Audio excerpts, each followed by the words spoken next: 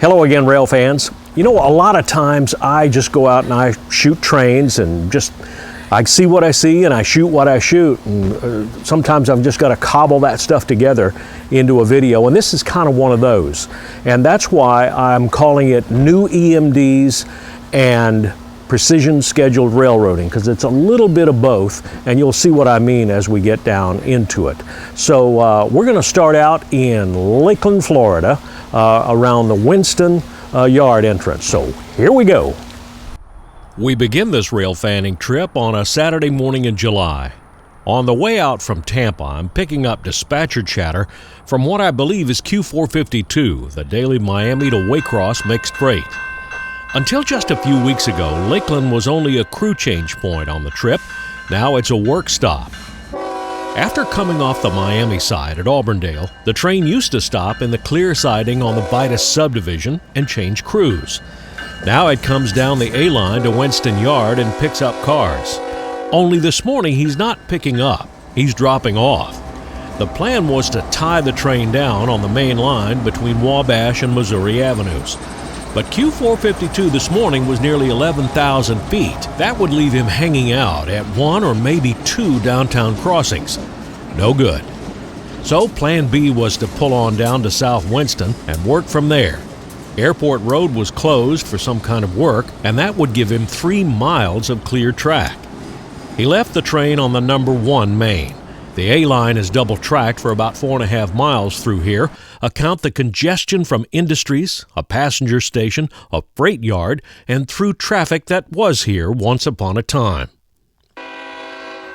He cut off from the train and pulled south to back on to the number 2 main to access the yard entrance. What Q452 was dropping off this morning was a single GP38-2. It came up probably from Hialeah, and 452 was the only way to get it here. So they put the delivery of this single 4-axle unit into the work orders of this massive through freight, which is so big because of precision scheduled railroading. Larger trains, fewer crews, and scheduled moves. I don't know if today's work at Winston is part of the PSR plan, but it made for some interesting train watching for about an hour. Now, because 452 now comes down to Winston to drop off, instead of taking the Vitus sub north to Vitus and the S-line, he's got to head on south to Plant City and take the connection to turn back northward on the S-line. I set up right at that connection and waited.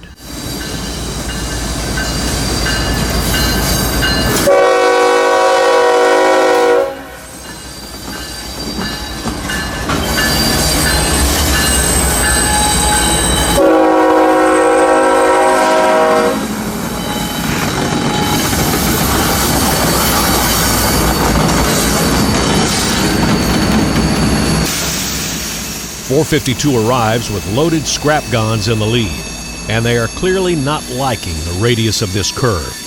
The squeal of those flanges is deafening.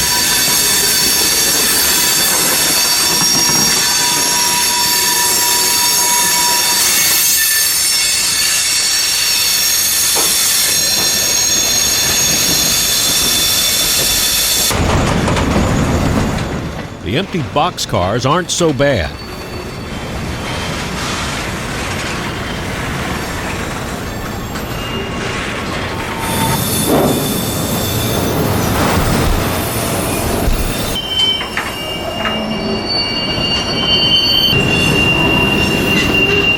Trains have to take this connection at 10 miles an hour. I rolled on this train in one long clip, and by calculating the time code, Q452 took 13 minutes to cross Reynolds Street here in Plant City. Traffic was backed up in this tiny downtown way farther than I could see. Next morning I was at it again at the north end of CSX's Yeoman Yard in Tampa. I'd heard a K301 getting permission over the Alafia River Bridge northbound. That meant he'd be here soon.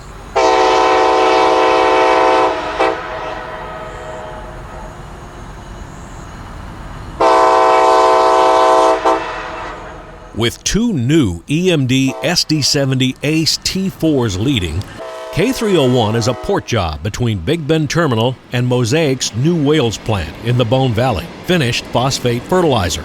This is the empty run back to the BV for more loads.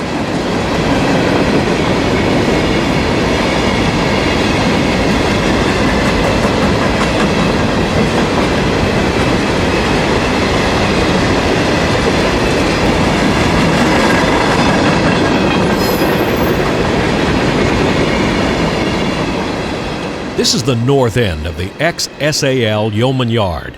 It's CSX's main terminal in Tampa.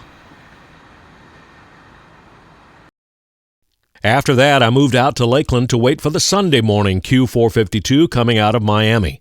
This is Lakeland Junction, where ACL's main line, the A line, intersects its Vitus subdivision, a shortcut to what is now CSX's S line to Baldwin and Waycross.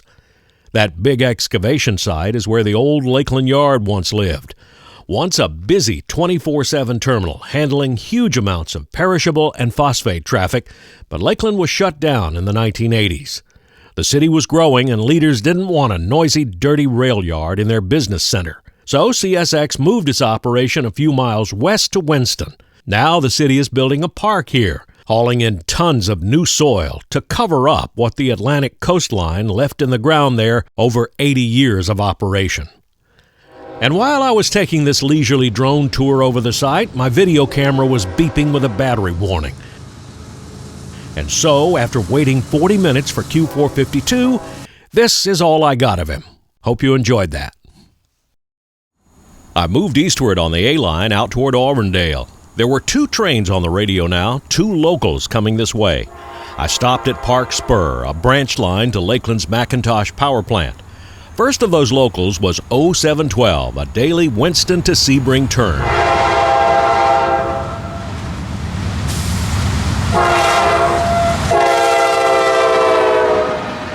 Of note is that C44-8 leading and running backwards, hammerhead style I've heard it called. I was investigating 2 new turnouts in the weeds next to the line when up came the next local, 0738. Out of Winston, this job serves A-line customers from Lakeland to Haines City.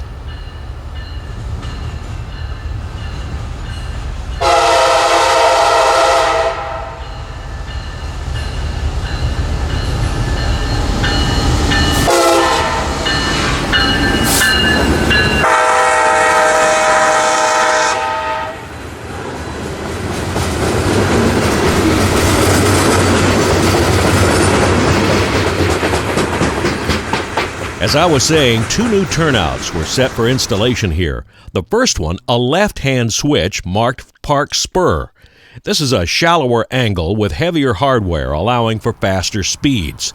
They're still running coal trains on this spur, and that switch would make things faster. The second one marked Hamlet Pack. Does that mean the switch was built in Hamlet? I don't know. What I thought were date nails on the ties were instead sequential numbers. I had no idea on that one either. I had to figure this turnout structure was for the customer on the other side of the crossing. Sharper angle, less hardware. This is Allied scrap metal, and they send out 4 to 5 cars at a time.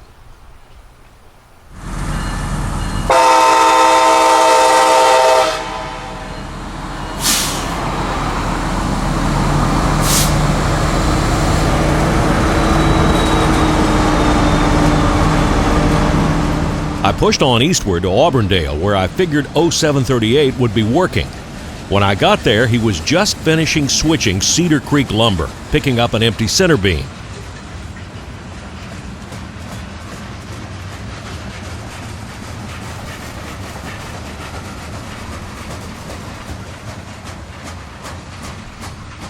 Next to the track was a pile of tie plates, which I guessed had just been swapped out in a retimbering operation.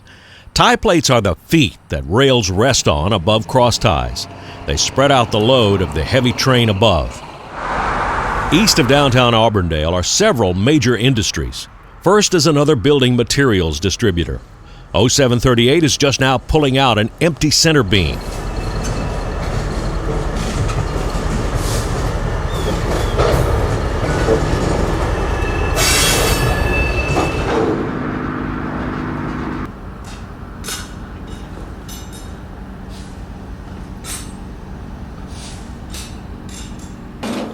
Then he cuts off the load and shoves it down into the plant. A center beam flat with lumber from Canada's Tolko company. It then hit me. I was watching a local job delivering cars to an end user with a giant 4,400 horsepower 6-axle locomotive, not designed to do this kind of work.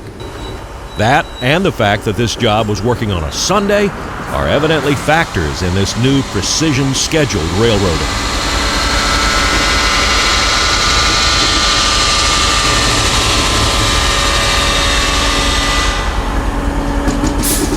After finishing here, they cut off from the train and ran around to switching the other customer here, Cantex PVC.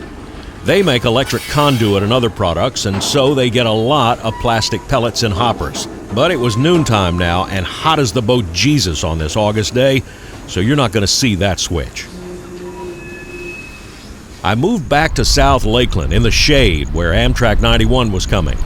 I parked in the lot of Goddard's Produce, a decades-old rail fanning favorite.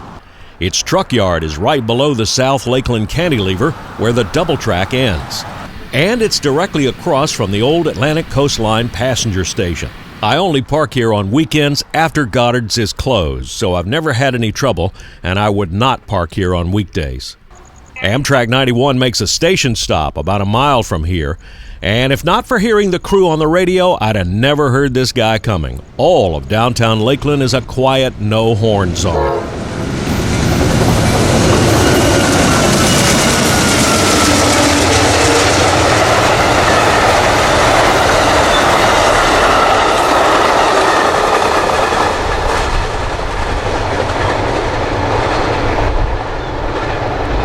Right on 91's markers, running on approaches, was 0738, running to Winston Yard.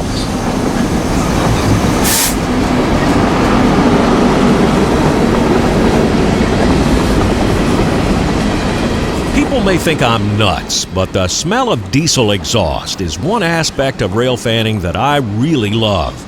That new EMD Tier 4 engine apparently works pretty well.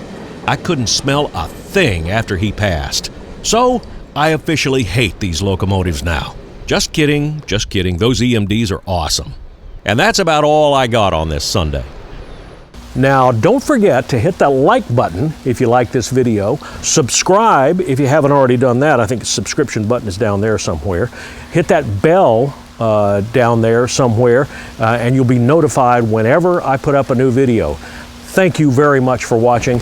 And until next time, I'll see you somewhere out there on the high iron. This is Danny Harmon, out.